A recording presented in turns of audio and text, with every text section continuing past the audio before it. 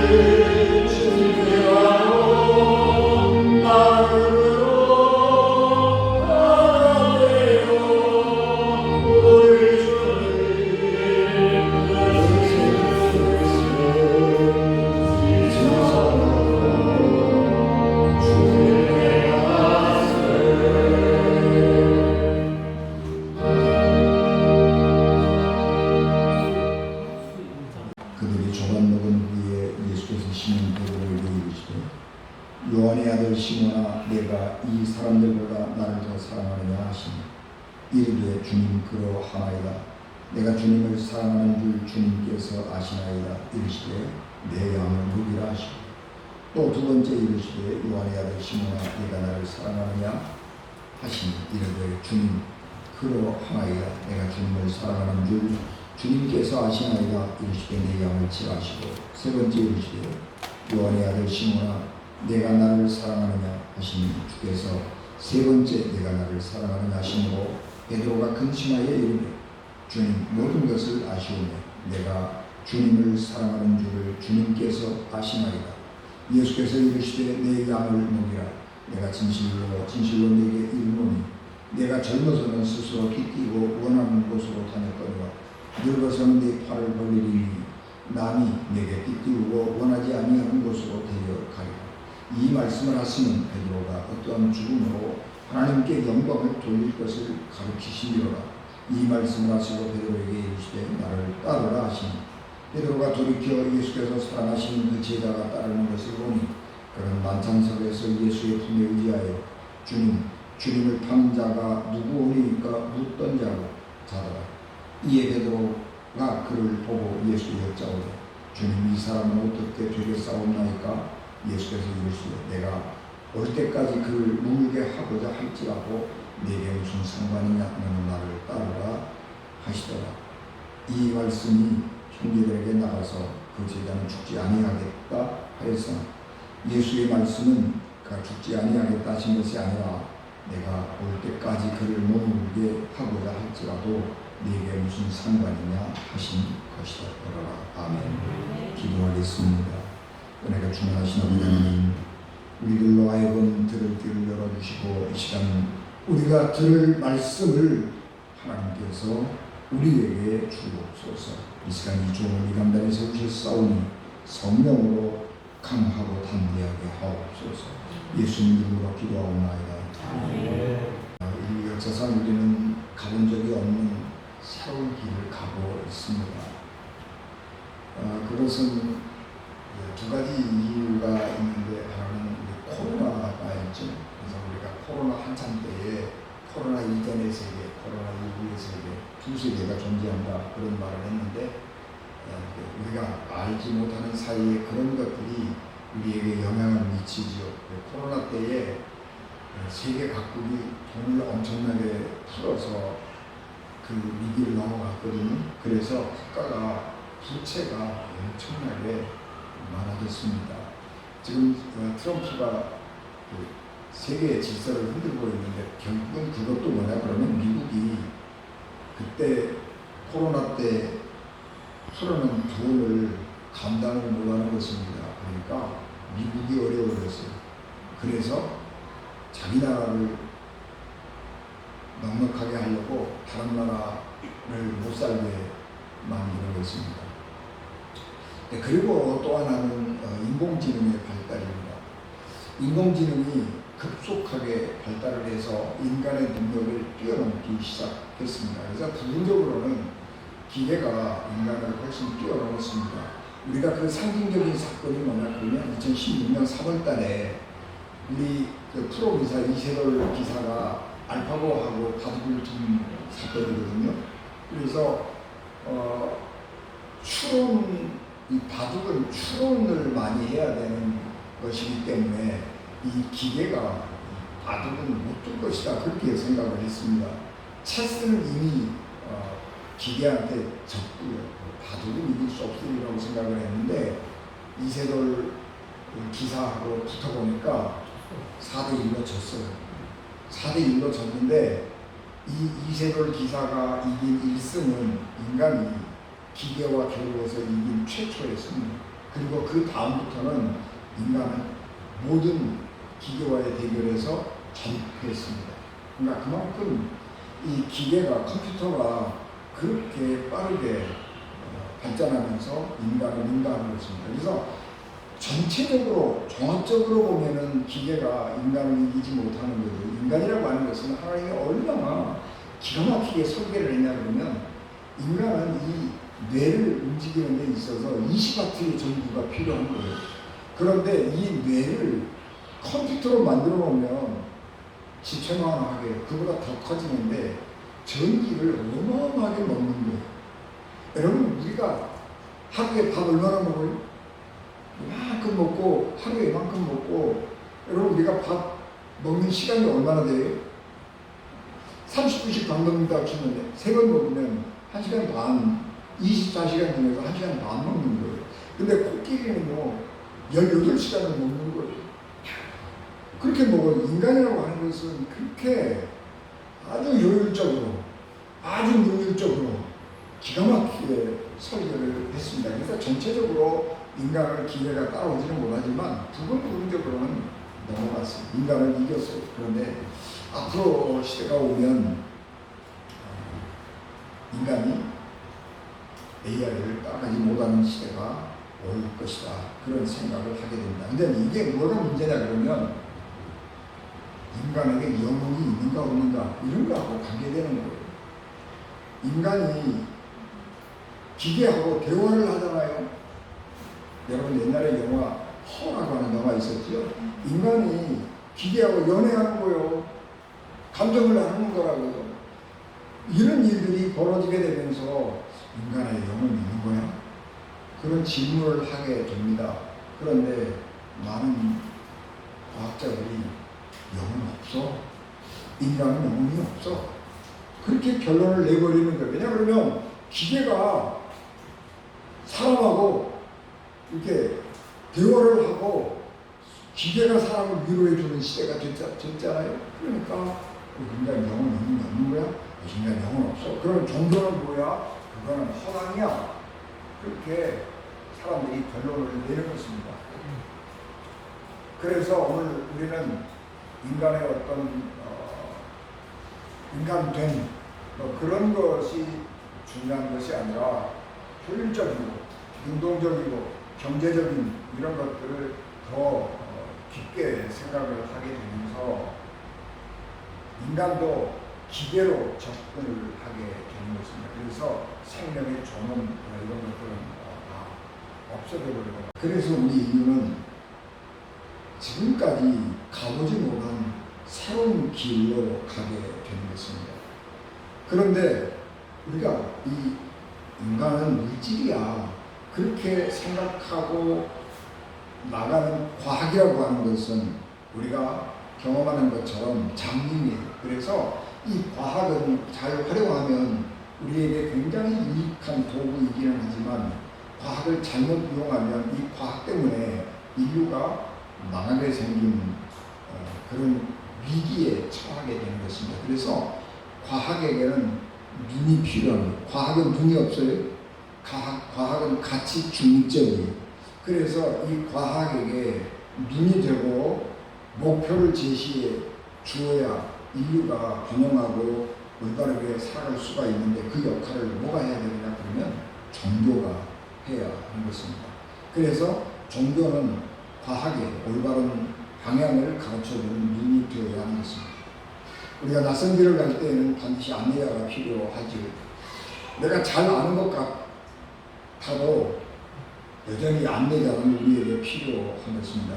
모세가 미디안 광야에서 40년을 양치기 하다가 하나님의 부름을 받았습니다. 그러니까 이 모세는 미디안 광야 전문가예요. 40년 동안 안 가본 곳이 없을 만큼 양떼를 이끌고 갔을 것입니다. 그러나 이스라엘 백성들을 인도에서 광야로 들어올 때, 광야를 통과해서 가나안으로 가야 되는데 광야로 들어올 때에 모세 혼자의 경험 가지고는 안 되는 거예요. 그래서 하나님께서 아론을 옆에 좋은 자로 붙여주죠. 그래서 아론과 함께 이렇게 이스라엘 백성들을 애굽에서 인도해가지고 광야로 들어왔습니다. 광야로 들어왔는데 40년간 광야에서 사는 모세도 모르는 게 너무 많은 거예요.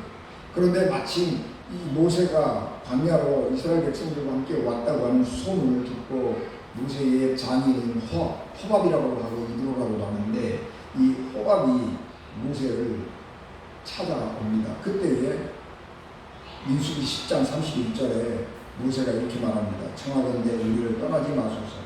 당신은 우리가 광야에서 어떻게 지칠지를 아나니 우리의 눈이 되리이다. 당신은 이 광야를 손바닥보듯이 보고 있잖아요. 그래서 우리가 어디에 짐을 쳐야 될지를 알지 않습니까? 당신이 우리의 길잡이가 되어주십시오. 그렇게 부탁을 한 것입니다. 그러니까 삶이라고 인간이라고 하는 것은 자기가 경험해 본다고 다 아는 건 아니에요. 그래서 누군가가 옆에서 조언을 해주고 또 멘토가 되어주는 것은 굉장히 중요한 것입니다.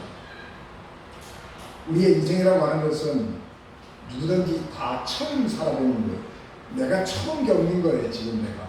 그렇기 때문에 항상 어렵고 위험하고 힘겹고 선택의 기로에서 어느 것을 선택하는 것이 옳은지 그런 것들은 누구에게나 다 어려운데 선택이 쉬운 사람은 하나도 없습니다. 그런데 옆에서 누군가가 조언해주고 도와주면 훨씬 삶을 돋보고 아름답게 살아갈 수 있는 것입니다.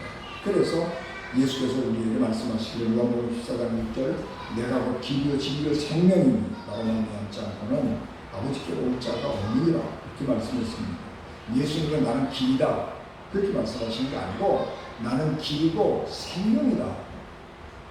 나는 길이뿐만 아니라 나는 생명이에요. 그래서 그 예수님이 인도하시는 대로 가면 안전할 뿐만 아니라 생명을 얻는 길로 가는 거예요. 이 세상에는 내가 길다고 얘기하는 사람은 굉장히 많아요. 그런데 그 많은 사람들이 내가 길다고 생각하고 인도하는 그 길은 죽음으로 인도하는 길들이 굉장히 많습니다. 그래서 길을 잘못 만나서 잘못 따라가면 죽음으로 가는 것입니다. 그러나 예수 그리스도는 우리에게 길이 되실 뿐만 아니라 생명이 되시기 때문에 예수 그리스도를 우리의 여행, 인생 여행의 가이드로 삼고 살아가면 우리의 삶은 안전하고 복된 삶을 살 수 있습니다. 예수께서 부활하신 후에 제자들, 흩어진 제자들을 이렇게 찾아다니시면서 모았습니다. 그리고 불안과 두려움에 떠는 제자들을 위로하시고 격려하시면서 하나님의 사명을 새롭게 부여해 주셨습니다. 오늘 우리가 공독한 말씀도 부활하신 예수님께서 낙심하고 불안 가운데 있는 그런 제자들을 다시 불러 모아서 사명을 부여해 주시고 삶의 목표 방향을 제공하고 있는 그런 말씀인 것입니다. 제자들이 예수님이 갑자기 세상을 떠나버리시고 나니까 고민할 뿐만 아니라 방향을 잃어버린 거예요. 그래서 어떻게 할까 그러다가 야 우리 이제 옛날 직업으로 돌아가야 되는 거 아니냐. 그리고 7명의 제자들이 갈릴리 바다에 모였습니다. 그래서 야 우리 옛 직업으로 돌아가자. 그리고 7명의 제자들이 배를 타고 밤새도록 갈릴리 호수에 나가서 고기를 잡았는데 그날따라 아무것도 잡지 못했습니다. 빈대로 아침을 맞이하고 해안가로 나왔을 때에 부활하신 예수께서 바닷가에다가 어떤 펴놓으시고 생선도 굽고 아침 빵도 구워놓고 그리고 기다리고 계시면서 오라고 부르시면서입니다. 그리고 올 때 그냥 오지 말고 니네들이 잡은 고기도 갖고 와라 그렇게 말씀하십니다. 고기 잡은 것도 하나님의 은혜죠. 우리가 잘 아는 것처럼. 그래서 예수님이 준비한 식탁에다가 예수님의 말씀에 순종함으로 그들이 잡은 물고기를 같이 더해서 아침 식사를 아주 든든하게 마쳤습니다. 식사가 마쳐지고 나서 마음의 여유를 찾았을 쯤에 예수님께서 베드로에게 묻습니다. 요한의 아들 시몬아 네가 이 사람들보다 나를 더 사랑하느냐 그렇게 물었습니다. 요한의 아들 시몬아 그런 게 아니고 족보를 대는 거예요. 너 요한의 아들 네 아버지가 요한이잖아. 요한의 아들 시몬아 족보를 대면서 네가 이 사람들보다 나를 더 사랑하느냐 그렇게 묻는 것입니다. 이 족보를 조상을 들먹인다고 하는 것은 그 사람의 모든 것을 다 알고 있다고 하는 이야기고 그 사람이 어떤 사람인지 하는 것을 알고 있는 거예요. 그 예수님이 베드로의 모든 것을 알고 계시는 예수님이 네가 나를 사랑하느냐 그렇게 물으신 것입니다. 예수님께서 네가 나를 사랑하느냐 그렇게 물으실 때에 3번 묻잖아요. 근데 3번 물으실 때에 헬라어가 달라요. 아가파오, 필레아 이렇게 달라요. 그래서 우리가 흔히 성경 옛날에 많이 들었잖아요. 아가파오 예수님이 제자에게 부를 때 네가 하나님의 사랑으로 나를 사랑하느냐 친구로 사랑하느냐 그렇게 얘기를 그래서 은혜로운 것 같은데 그건 다 예수님 시대하고는 다른 거예요. 예수님은 헬라어를 사용 안 했어요. 예수님이 사용하는 아람어예요. 아람어를 사용하셨는데 헬라어로 이렇게 표기를 했을 뿐이에요. 그리고 이게 아가파오나 필레오나 이런 말들은 서로 이렇게 교차해서 사용할 수 있는 똑같은 말이에요. 네가 사랑하느냐 그런 말인데 그냥 단어가 조금 다른 것 뿐이에요. 그러니까 중요한 것은 뭐냐 그러면 언어가 중요한 것이 아니고 예수님께서 베드로에게 네가 나를 사랑하느냐 라고 물으시고 예 내가 주님을 사랑합니다. 그렇게 베드로가 대답을 할 때에 그러면 내 양을 먹이라 그렇게 말씀하시는 것입니다. 베드로가 3번 예수님에게 이런 질문을 받는데 이것은 우리가 다 잘 아는 것처럼 베드로가 예수님을 3번 부인했잖아요. 그렇기 때문에 베드로의 그 마음의 중압감, 죄책감 이런 것들이 얼마나 강하겠어요. 그러니까 예수님께서 그것을 어루만져 주시는 과정이라고 생각을 하고요. 예수께서 이 베드로하고 대화를 하시면서 중요한 것은 뭐냐 그러면 네가 나를 사랑하느냐라고 하는 거예요. 예수님께서 베드로에게 새로운 사명을 주면서 하나님의 사랑으로 이 양떼들을 돌보라 그런 게 아니에요. 사랑으로 이 양떼를 돌보라 그런 얘기가 아니고 네가 하나님을 사랑하느냐? 그렇다면 내 양떼를 먹이라 그렇게 묻는 것입니다. 사랑으로 양떼를 돌보는 거하고 하나님을 사랑하는 사람이 양떼를 돌보는 거하고는 차이가 많아요. 사랑으로 내가 어떤 일을 한다. 그거 굉장히 중요한 것이죠. 그런데 인간은 사랑이 금방 한계에 부딪히게 되는 거예요. 인간이라고 하는 것은 사랑도 마찬가지인데 주고받고 하는 관계로 맺어지는 거예요. 인간 세상에는 주기만 하고 받기만 하고 이런 관계는 없어요. 그래서 우리가 누구와 어떤 관계를 맺든지 그 관계가 오래 지속이 되려고 그러면 주고받고 해야 돼요. 주고받고 이게 인간이에요. 그런데 주기만 했는데 받지를 못했다. 그러면 어떻게 되는 거예요? 금방 번전이 말한다는 거예요. 고갈이 되어버리는 거예요. 그래서요 지쳐버리는 겁니다. 그래서 어려워져요. 여러분 사람이 살다가 보면 미워질 때도 있고 좋아질 때도 있고 그러잖아요. 장점도 있고 단점도 있고 그런단 말이에요. 그래서 우리가 이 장점이 우리에게 굉장히 격려가 되고 좋은 것인데 사람은 이 장점 때문에 감사하고 불편하게 행복하게 사는 것이 아니라 우리가 경험하는 이 단점이 우리를 불편하게 하는 이 단점이 우리를 힘들게 만드는 거예요. 그래서 이 단점 때문에 우리가 힘들고 어려워지는 것이어서 우리가 가진 사랑이 고갈당하는 것입니다.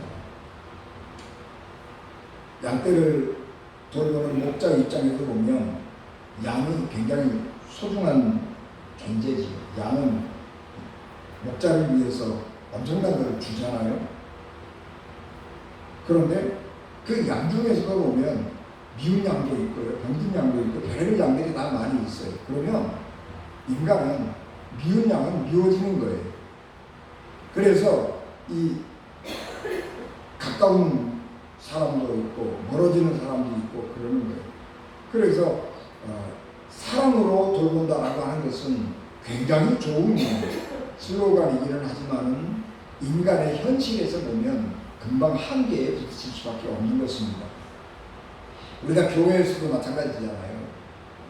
우리가 다 하나님의 교회를 같이 섬기는 사람들이지만 우리가 이렇게 가까이 접근해 보면 우리를 불편하게 하는 것들이 많이 있어요. 그래서 교회 안에서도 성도들 사이에 이런저런 생각도 말도 나오고 이제 가까운 사람, 먼 사람 이게 드러나게 되잖아요. 그러기 때문에 예수께서 베드로에게 요구하는 것은 뭐냐, 말씀하시는 것은 뭐냐 그러면 네가 나를 사랑하느냐라고 하는 거예요. 그리고 그 하나님을 사랑하는 그 사랑 가지고 그 마음 가지고 하나님의 양떼를 돌보려는 거예요. 그래서 우리가 하나님의 양떼를 하나님의 사랑으로 돌보는 것, 그것이 중요한 것입니다. 그래서 우리가 하나님을 사랑하는 사람은 하나님과 관계된 모든 것들을 소중하게 생각하고 사랑하는 거예요. 여러분 우리가 하나님의 교회가 소중한 것은 뭐죠? 하나님과 관계된 것이기 때문에 그래요. 내가 하나님을 사랑하기 때문에 이 교회가 소중한 것이고 내가 하나님을 사랑하기 때문에 내가 앉아서 예배드리는 이 의자가 소중한 거예요. 그래서 닦고 아름답게 가꾸고 관리하고 그러는 것입니다. 그래서 예수께서 베드로에게 네가 나를 사랑하느냐? 그렇다면 내 양을 먹이라. 그렇게 말씀합니다. 사도행전 1장서부터 10장까지를 보면 베드로의 행적이 나오고 있는데 베드로가 예수님께서 네가 나를 사랑하느냐? 그러면 내 양을 먹이라. 그렇게 예수께서 하신 말씀을 따라서 베드로가 이 복음이 필요한 사람들, 하나님이 사랑하시는, 하나님이 구원하시기를 원하는 사람들을 향해 위해서 어디든지 가는 것입니다. 베드로가 어느 날 기도하고 있는데 하나님의 환상을 보았습니다. 그리고 마침 이방인 고넬료가 보낸 사람이 와서 자기 집으로 초대를 한 거예요. 근데 베드로가 그 고넬료의 초대를 받고 고넬료의 집에 갑니다. 그리고 사도행전 10장 28절 29절 말씀 보면 유대인으로서 이방인과 교제하며 가까이 하는 것이 미덕인 줄을 너희도 알거니와 하나님께서 내게 지시하사 아무도 속되다 하거나 깨끗하지 않다 하지 말라 하시기로 내가 부름을 사양하지 아니하고 왔노라. 묻노니 무슨 일로 나를 불렀느냐. 그렇게 묻는 것입니다. 여러분, 이 하나님이 사랑하는 사람이기 때문에 베드로가 이방인 집에도 가는 거예요. 이것은 이스라엘의 율법에 어긋나는 일인 줄 알아요. 그래서 이스라엘 사람들은 이방인 집에 안 들어가는 거예요. 여러분, 예수님이 겟세마네 동산에서 기도하시다 보니 체포를 당했잖아요. 그리고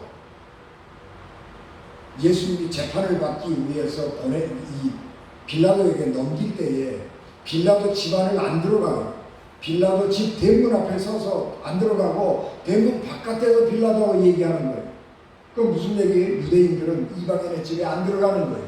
이방인의 집에 들어가서 이방인과 사귀는 것은 하나님의 율법을 어기는 것을 안 가는 거예요. 그런데 베드로는 하나님을 사랑하는 사람이기에 하나님의 사랑을 받는 이방인 고넬료의 집에 부수 들어가는 거예요.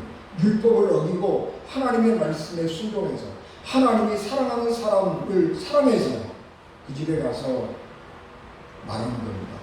내가 율법을 어기고 여기 왔다. 난 왜 불렀느냐. 그리고 그 집에 가서 복음을 전하고 그 가정을 구원시키는 것입니다. 이것은 하나님을 사랑하는 사람이 하나님의 양떼를 돌보는 모습인 것입니다. 그래서 우리는 하나님을 사랑하는 사람들은 이 세상을 하나님의 눈으로 보는 거예요. 여러분, 우리가 세상 사람들이 다 사랑스럽지 않아요. 세상 모든 사람들이 다 내게 호의적이지 않아요. 그럼에도 불구하고 우리가 그런 것들을 이겨낼 수 있는 것은 뭐냐 그러면 하나님의 눈으로 세상을 보는 거예요. 하나님의 눈으로 사람을 보는 거예요.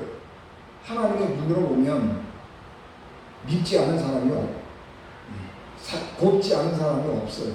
나는 미운데 하나님은 그 사람을 위해서 십자가에 예수 그리스도를 못 박아 죽게 했고 하나님은 그 생명을 구원하시기 위해서 얼마나 많이 노력을 하시는가 그런 것을 알게 되는 거예요. 그래서 하나님의 사람들은 하나님의 눈으로 세상을 보는 것이고 하나님의 마음으로 세상을 보는 거예요.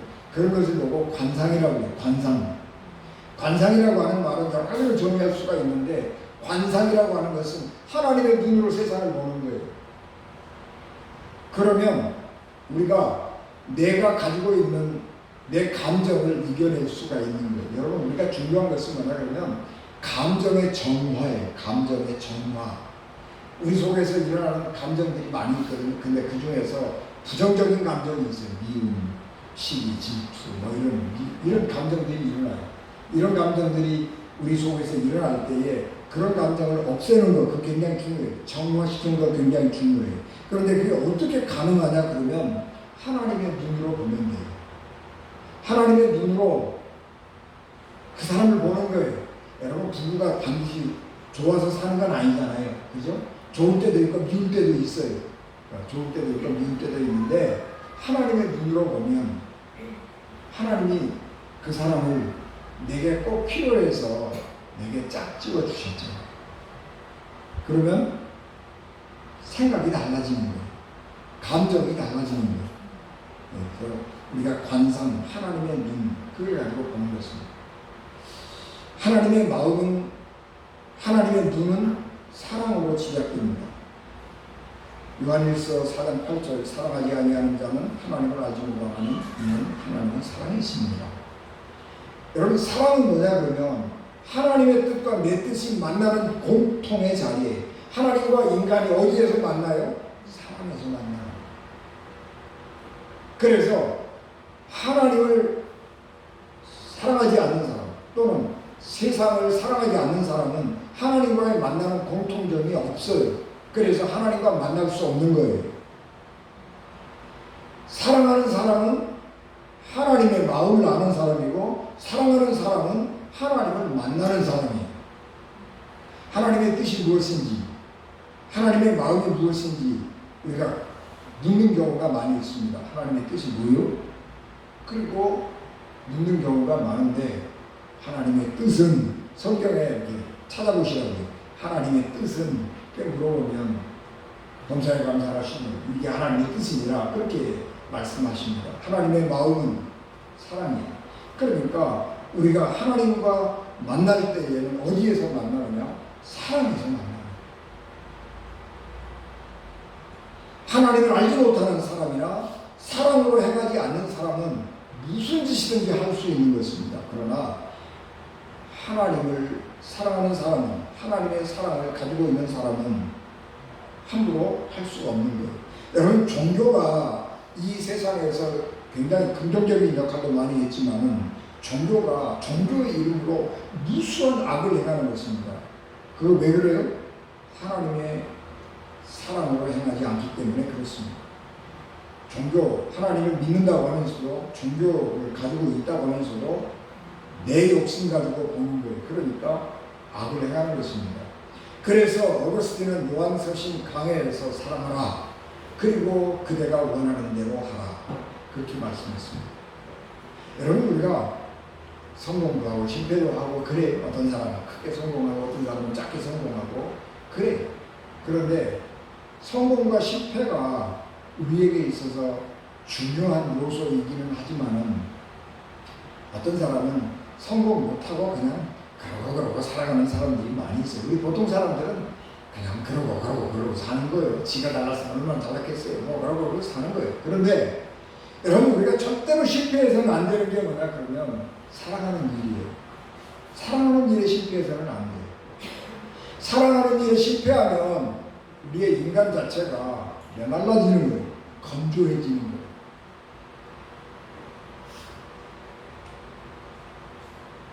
우리가 사랑으로 살아간다라고 하는 것은 뭐냐 그러면 이런 말이에요. 예수께서 베드로에게 요한복음 21장 18절, 내가 젊어서는 스스로 띠띠고 원하는 곳으로 다녔거니와 늙어서는 네 팔 벌리리니 남이 네게 띠띠우고 원하지 아니하는 곳으로 데려가리라. 예수님 이 말씀하셨어요. 이 말씀이 무슨 말인지 몰라요. 그러니까 성경을 쓰고 있는 요한복음 기자는 예수님께서 이 말 하신 게 뭐냐 그러면 베드로가 십자가에 죽을 것을 예언하신 것이다, 그렇게 해설을 붙여요. 그런데 그건 그 요한복음을 쓰고 있는 사람이 붙인 해설이고, 예수님께서 베드로에게 네가 젊어서는 네가 원하는 대로 마음대로 갔는데 늙어서는 남들이 너를 막 끌고 갈 것이다, 그렇게 얘기를 해요. 예수님이 이 요한복음 기자처럼 베드로가 십자가에 죽을 것을 말씀하셨는지 안 하셨는지는 우리는 잘 모르겠는데, 분명한 것은 뭐냐 그러면 하나님을 사랑하는 사람은 자기 계획에 집착하지 않아요. 자기 계획. 나는 그렇게 해야 되는데, 그렇게 해가지고 내가 계획했으니까 내가 실패하면 안 되니까, 내가 다른 사람들에게 비난 들으면 안 되고 깔보면 안 되니까 내가 이걸 반드시 성공시켜야 돼. 그리고 벽을 문이라고 막 차고 나가는 거예요. 어리석은 사람이. 하나님을 사랑하는 사람은요, 길이 막히면 하나님의 뜻이 아닌가 봐 그러고 포기하는 거예요. 자기 계획에 집착할 이유가 없는 거예요. 여러분, 내가 서울 가는데 반드시 KTX만 타고 가려는 법이 없잖아요. 여러 가지 많아요. 이 길이 막히면 아닌가요?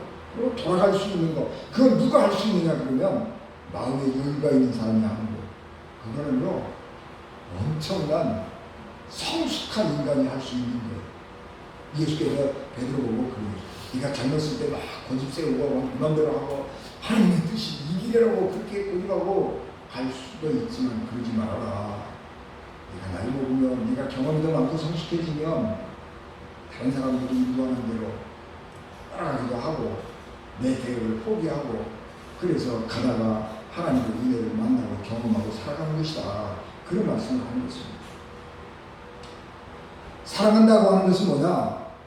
익숙해지는 거예요. 사랑이라는 뭐냐? 길들여지는 거예요. 내가 처음에 어떤 사람을 만났어요. 굉장히 낯설고 불편하죠. 근데 점점 그 사람이 편해져요. 왜 그래요? 익숙해져서 그래요. 저 사람이 이걸 이렇게 생각하는구나. 그러니까 내가 거기에 맞춰주는 거예요. 사랑은 뭐예요? 길들여지는 거예요.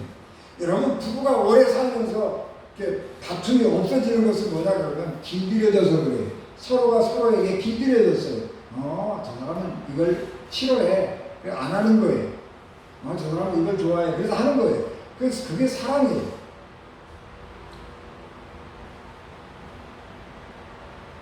하나님을 사랑하는 사람은 하나님에게 길들여지는 거예요. 하나님이 뭘 좋아하시는지, 하나님이 뭘 싫어하는지를 알아서 하나님이 좋아하는 일을 하고 하나님이 싫어하는 일을 안 하는 거예요. 그게 하나님을 사랑하는 사람인 것이고, 그렇기 때문에 하나님을 사랑하는 사람은 내 계획을 고집하지 않아요. 그래서 너그러워요. 여유가 있어요. 그래서 다른 사람을 이렇게 포용하는 거예요. 다른 사람이 그래? 그러면 그래. 그것도 방법이지 뭐. 그리고 그렇게도 해보는 거예요. 그러면 또 그렇게 하면 그렇게 되는 거예요. 내 방법이 돼서 내 방법은 하면 되고 네 방법은 틀렸으니까 안 되고 그런 게 아니에요. 이렇게 해도 되고 저렇게 해도 되고 그래요. 그래서 마음을 이렇게 여는 거예요. 사람은 다른 사람들하고 비교하지 않는 겁니다. 베드로가 사도 요한이 옆에 있는 거고, 나는 그러면 막 사람들이 끌고 가면 그게 가는데 이 사람은 어떻게 돼요? 그러고 예수님한테 물어봐요.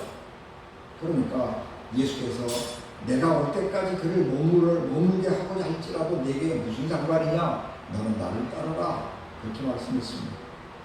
하나님을 사랑하는 사람은 다른 사람을 비교하지 않아요. 왜냐 그러면 하나님은 내게 길을 여시고 내게 적절한 은혜를 주시는 거예요. 내게 적절한 은혜.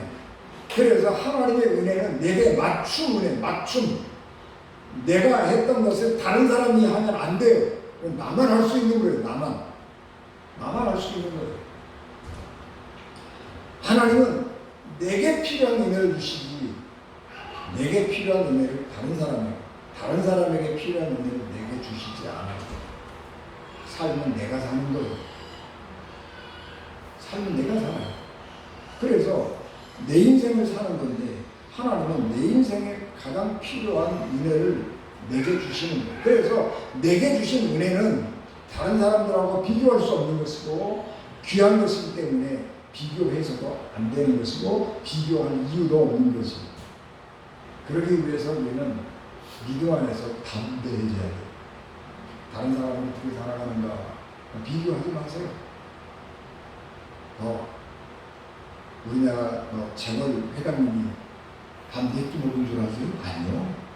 3끼 먹고요. 다이어트 하느라고 2끼 먹었을 수도 있어요. 비교하시지 마시라고. 여러분, 나는 이름 없이 빚도 없이 이러고 살아가기 때문에 얼마나 자유로운지 몰라요. 내가 지하철 타고 슬리퍼를 신고 지하철을 탄다고 누가 뭐라고 그러겠어요? 그러나 이름이 조금만 알려줘봐요. 그거 못 다니는 거예요. 우리가 그렇게 하나님만 바라보고 하나님이 내게 주신 은혜를 바라보고 사는 거예요. 그래서 하나님과 내 눈이 마주치게 살아가는 것입니다. 그래서 사랑이라고 하는 것은 좋은 길이에요. 사랑은 좋은 길이에요. 그 사람하고 나하고 맞추어서 가다 보면 좋은 거예요. 여러분, 세상에는요 남자 여자가 엄청 많잖아요.